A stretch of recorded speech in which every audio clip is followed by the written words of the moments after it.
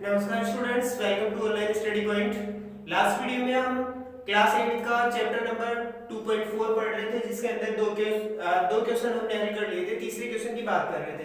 Question number 3 देखिए। आज इस वीडियो में हम क्वेश्चन नंबर 3 के साथ लगभग सारे क्वेश्चन पढ़ लेंगे इस चैप्टर के।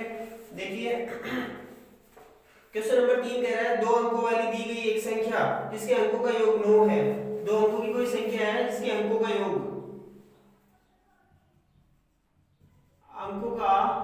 योग दिया है आपको,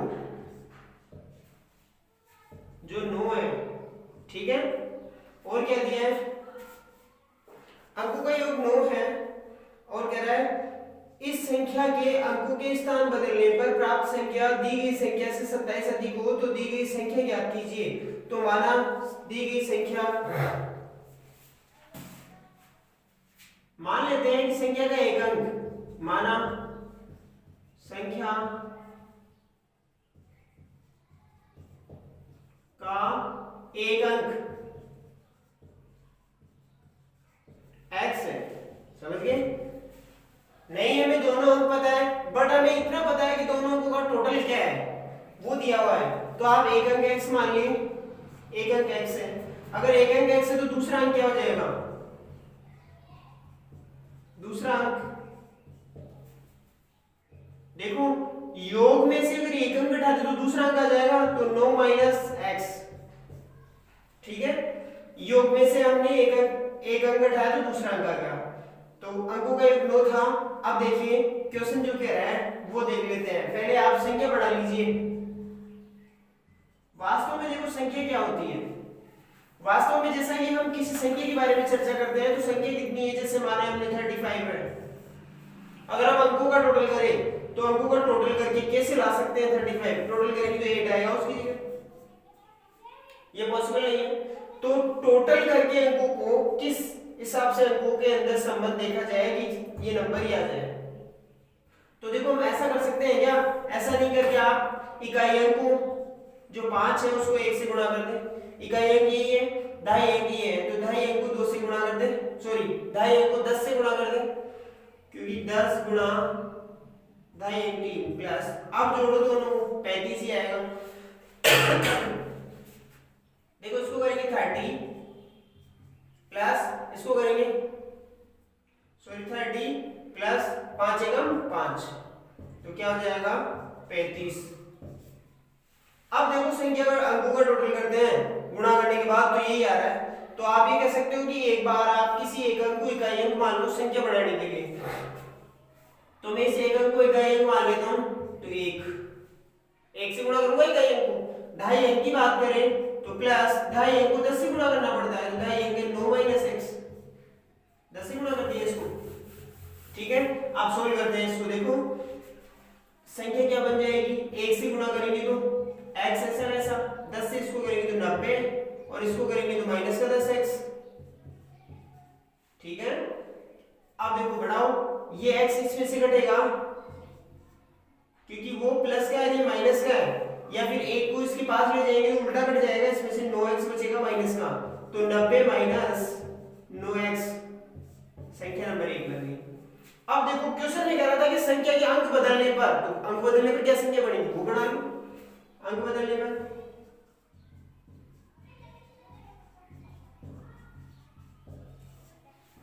अंक बदल के ज्यादा से ज्यादा अपन इतना कर सकते हैं, जो ढाई अंक पहले था वो इकाई अंक बना लो। तो ढाई अंक पहले क्या था? 9 माइनस x। अब इसको इकाई अंक ही मान लो, 1 से गुणा कर दो, प्लस ढाई अंक। अब क्या मानेंगे? पहले जो इकाई अंक था उसको ढाई की जगह ले आओ, x गुणा 10। अब देखो अंक बदल गए, मतलब किसी संख्या का देखो पहले ऐसा था 3 और 9, अब ये इकाई अंक था, ये ढाई अंक था। अगर मैं इसको उधर ले जाऊं 9 गुणा 3 कर दूं तो ये ढाई अंक तो इकाई अंक हो गया और इकाई अंक ढाई अंक हो गया, यही अंक बदलना कहलाता है। ठीक है, तो ऐसा ही हमने यहाँ पे किया है और इसके अंक बदल दिए। देखो अंक बदलने पर क्या संख्या बनी? 1 से गुणा करने पर ये 9 माइनस x बचा, प्लस इसको करेंगे तो 10x, ये इसमें से कटेगा तो क्या बचेगा? 9 और प्लस का 9x बचेगा, क्या 1x इसमें से कटेगा तो 9x। ये लो, ये अंक बदलने के बाद की संख्या, दो संख्याएं बढ़ गई, एक तो अंक बदलने से पहले की और एक अंक बदलने के बाद की। फिर देखो क्वेश्चन क्या कहता है, प्रश्नानुसार, यहां कर देता हूं प्रश्नानुसार,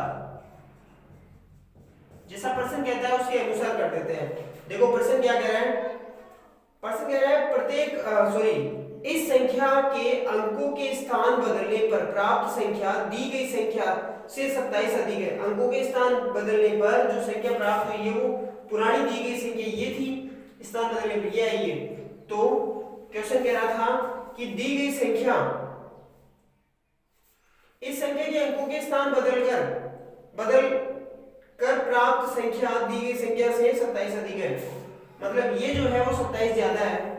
तो एक तो थी आपकी दी गई संख्या और स्थान बदलकर प्राप्त की हमने ये संख्या, तो जो स्थान बदलकर प्राप्त की वो 27 ज्यादा है किससे, दी गई संख्या से। तो ये 27 ज्यादा है तो मैं इसमें 27 जोड़ दूं, और बराबर का चिन्ह का मतलब होता है दोनों तरफ बराबर। आप देखो दोनों तरफ बराबर है क्या, पहले ये 27 ज्यादा था, हमने इसको x जोड़ दिया, वो 27 इसमें जोड़ दिया, बराबर हो गए दोनों, बराबर हो गए। तो क्या कर सकते हैं, इसको उसमें जोड़ दो, क्या हो जाएगा 7, और ये इसमें 2 जुड़ेगा 11, माइनस 9x बराबर 9 प्लस 9x। अब देखिए x वाले को उधर ले जाइए, 9 को उधर ले जाइए, 117 माइनस 9 हो गया, इस x वाले को ले जाएंगे प्लस का हो जाएगा उधर, 9x तो पहले से था, प्लस इधर वाला 9x आया तो ये भी प्लस का हो गया। इसको इसमें से घटा दो, कितना आएगा, 17 में से 9 गया तो 108 आया। ये कितना आ जाएगा, 9 दूनी 18, 18 को उधर ले जाओ, 108 माइनस बटा 18, x का मान आ जाएगा ऐसे, 18 का भाग दो देंगे, 18 का 18, 18 2 30 4 54 18 4 72 18 5 90, 18 6 की 108, 6 बार कट गया, x बराबर 6 आ गया, x बराबर 6 आ गया। देखो ये 6 कहाँ रख सकते हैं, संख्या निकालनी है, दी गई संख्या ये वाली, तो दी गई संख्या क्या थी, दी गई संख्या आपके पास थी 90 माइनस 9 गुणा x, x की वैल्यू 6 आ गई 90, इसको 6 से गुणा करोगे तो 9 6 54, 54 घटा दो, उसमें से क्या आएगा 6, और फिर यहाँ क्या बचा 8, 8 में से 5 गए तो 3 36, वास्तव में संख्या 36 थी वास्तविक संख्या, और अंक बदलेंगे तो 63 हो जाएगी, आगे पीछे होंगी तो, और वो 27 ज्यादा है इससे। ठीक है, अब बात करते हैं क्वेश्चन नंबर 4 की।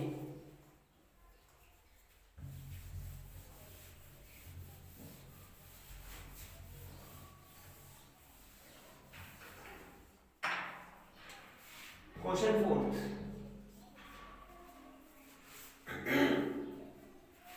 दो अंकों वाली दी गई संख्या का एक अंक दूसरे अंक से 3 गुना है,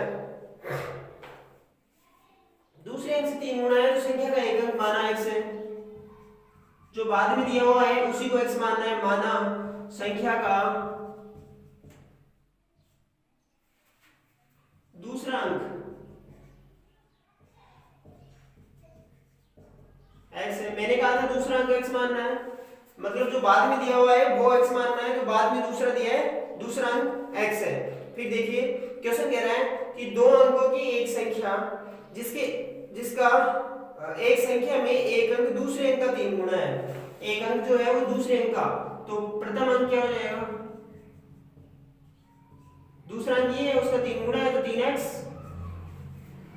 ठीक है, फर्स्ट अंक 3x।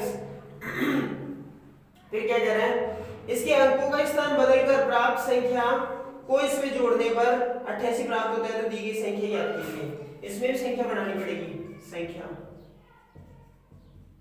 देखो संख्या कैसे बनाते हैं, अभी पिछले में समझा था हमने, एक को इकाई मान लो और एक को दहाई मान लो, इसको इकाई मान लो, इसको दहाई मान लो, प्लस क्या हो जाएगा 10 गुणा 3x, दहाई को 10 से गुणा करना पड़ता है, इसको इससे गुणा करो क्या आया x, प्लस इसको इससे गुणा करो 30 आ जाएगा x, 30 को इसको जोड़ देंगे तो 31x, फर्स्ट संख्या। अब अंकों का स्थान बदलने पर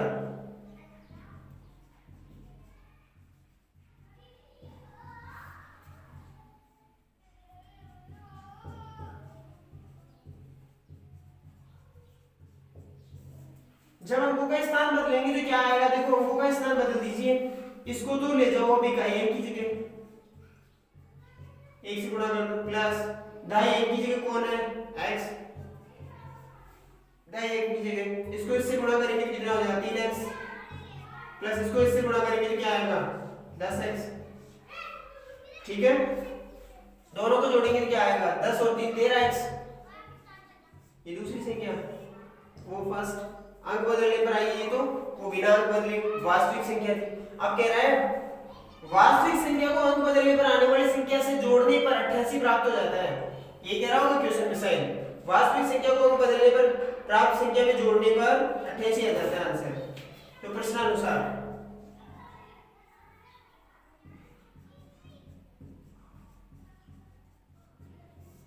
देखो वास्तव में वास्तविक संख्या थी 31x, प्लस अंक बदलने पर प्राप्त संख्या को इसमें जोड़ेंगे तो 13x बराबर 88 प्राप्त होता है। जोड़ दो दोनों को, देखें क्या आ रहा है 44x आ रहा है बराबर 88, और आपको x की वैल्यू निकालनी है तो 88 बटा 44 काट देंगे दो बार, x 2 आया तो आपको संख्या ज्ञात करनी, तो वास्तव में संख्या क्या थी ये, तो संख्या बराबर 31x थी क्या, x की वैल्यू आपने निकाल ली 2, तो 31 गुणा 2 कितना आ जाएगा 62। ठीक है, ये होगी संख्या वास्तव में। ठीक है, ये फोर्थ क्वेश्चन कंप्लीट। फिफ्थ देखते हैं।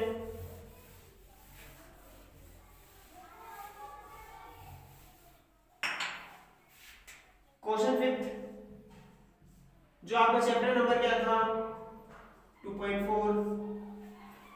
क्वेश्चन फिफ्थ देखो, क्वेश्चन फिफ्थ क्या है, क्वेश्चन पढ़ लेते हैं एक बार। सोबो की आयु, सोबो की मां की आयु सोबो की आयु से 6 गुनी है। किससे 6 गुनी है, सोबो की आयु से। जो बाद में आया है उसको x मान लो, माना सोबो की आयु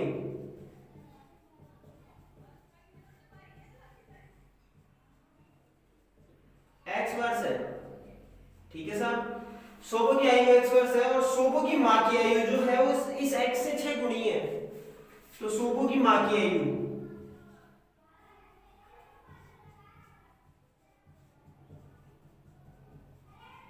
कितनी है, 6 गुणा x 6 वर्ष, सॉरी 6x वर्ष है सोबो की मां की आयु। फिर क्या कह रहा है क्वेश्चन देखो, आगे कह रहा है 6 गुनी 5 वर्ष बाद सोबो की आयु उसकी मां की आयु वर्तमान आयु की एक तिहाई हो जाएगी। 5 वर्ष बाद सोबो की आयु, 5 वर्ष बाद देखो 5 वर्ष बाद जो सोबो है वो 5 वर्ष बड़ी हो जाएगी।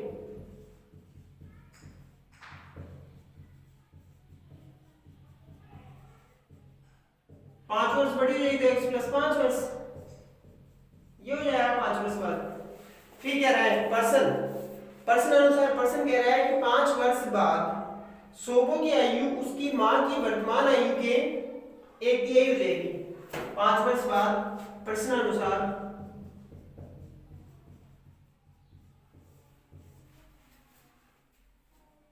कि जो सोबो की आयु है वो इतनी है, वो उसकी मां की वर्तमान आयु मां की ये थी क्या 6x, उसकी एक तिहाई हो जाती है 1/3 के बराबर, एक तिहाई कर दो उसके बराबर हो गई।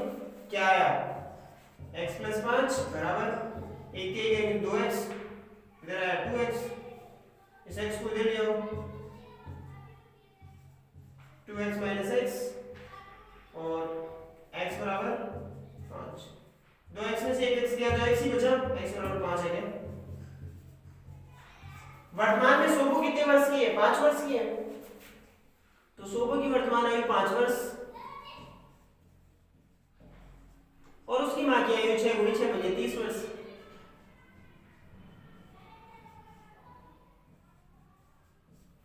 क्लियर, ठीक है। फिर है नेक्स्ट क्वेश्चन,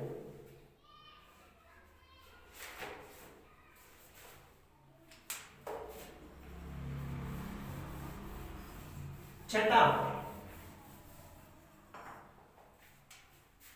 क्वेश्चन 6, देखो क्वेश्चन 6 कह रहा है माहौली गांव में एक आयताकार भूखंड विद्यालय बनाने के लिए सुरक्षित है। ठीक है, इस भूखंड की लंबाई और चौड़ाई का अनुपात दे रखा है। मैंने कहा था जहां पर लंबाई और चौड़ाई का अनुपात दे रखा हो तो भूखंड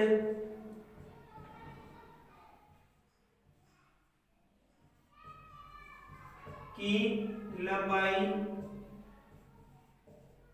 और चौड़ाई, जहां पर अनुपात दे रखा हो ना वहां पे आप मान लेना उनको x से गुणा करके। तो भूखंड की लंबाई कितनी दे रखी थी अनुपात में 11 और आप उसको वास्तविक मानोगे तो 11x मान लो, क्योंकि हम किसी भी संख्या का भाग देते हैं ना अनुपात निकालने में तो वो सेम संख्या होती है दोनों में, तो दोनों को सेम से वापस गुणा कर दिया तो ये आ गई लंबाई इन दोनों की भूखंड की। फिर कह रहा है गांव पंचायत को इस भूखंड पर बाढ़ फेस करवाने में 100 रुपए प्रति वर्ग मीटर की दर से 75,000 रुपए व्यय लगता है। देखो इस पे 100 रुपए प्रति वर्ग मीटर की दर से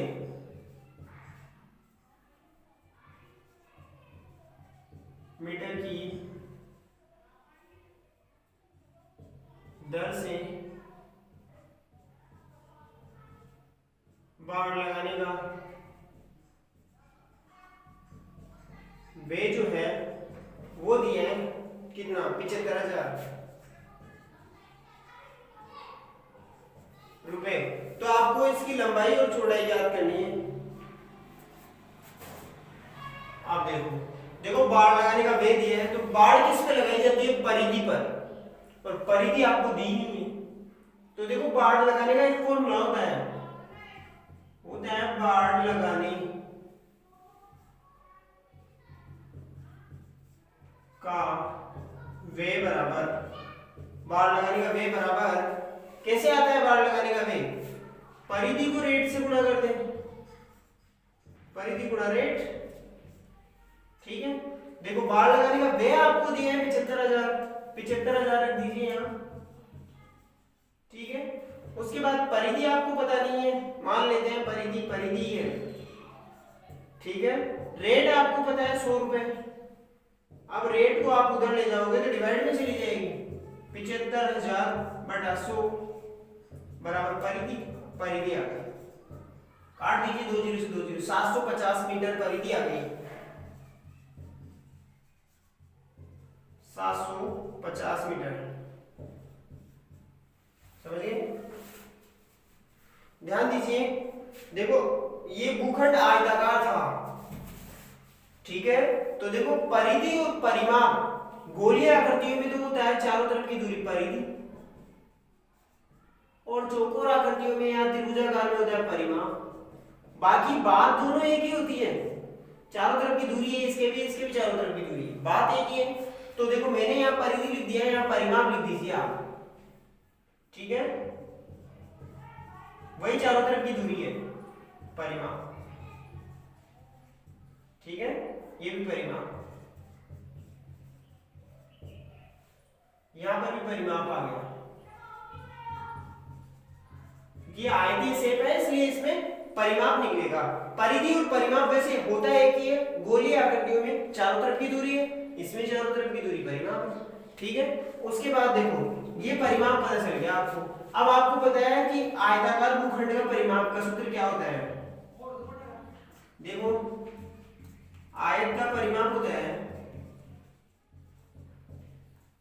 2 गुना लंबाई प्लस चौड़ाई। परिमाप आपको 750 दे रखा है, 2 गुना लंबाई आपको कितनी दे रखी है 11x, चौड़ाई आपको 4x। यहां से x की वैल्यू निकाल लो, इसको उधर ले जाओ, 750 बटा 2 भाग में चली जाएगी, और 11 ये कितना हो गया 15x। अब देखो x की वैल्यू निकालनी तो उसको भी उधर ले जाओ, तो देखो 750 तो पहले ही था, उसकी बटा में 2 था, और ये 15 भी उधर ले जाएगा भाग मिल जाएगा। तो 15 एकम 15, 15 दूना 30, 15 तीन 45, 15 चौक 60, 15 पंजे 75, और 1 0 50 बार कट गया 15 से, ये कटा 25 बार। 25 मीटर, x क्या मानी थी, जो एक तो आ गई 25 मीटर, तो लंबाई क्या होगी, भूखंड की लंबाई 11 गुणा 25, 25 को 11 से गुणा कर लो, 5 एकम 5, 5 हासिल बच गई 2, सॉरी 25 एकम 25 और हासिल बच गई 2 और ये आ गया 25 एकम फिर 25, 25 में 2 जोड़ देंगे 27, 275 मीटर तो है लंबाई और चौड़ाई है 4 गुणा x, x क्या है 25, 25 चौक 100 मीटर, ठीक है। ये लंबाई और चौड़ाई है भूखंड की, क्लियर, उतार लीजिएगा। और नेक्स्ट क्वेश्चन देखते हैं इसके बाद।